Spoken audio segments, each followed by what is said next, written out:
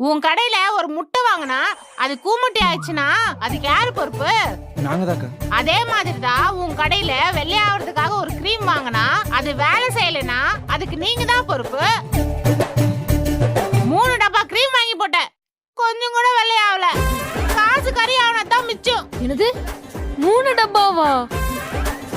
அக்கா இது சரியான பைத்தியம் இல்லக்கா, சரியாகாத பைத்தியம். என்னக்கா பண்றது? ஹலோ, என்ன குசு குசுன்னு பேசிட்டு இருக்கீங்க? உங்க கோவம் நியாயம்தான்க்கா, ஆனா அதுக்கும் எங்களுக்கும் எந்த சம்பந்தமும் இல்லக்கா. அதை விட ரொம்ப முக்கியம், நம்ம உடம்புல கலர்ன்றது கடவுள் கொடுத்தது. அதை அழகுபடுத்திக்கலாமே தவிர யாராலையும் மாத்த முடியாதுக்கா. அப்புறம் எதுக்கு விக்கிறீங்க?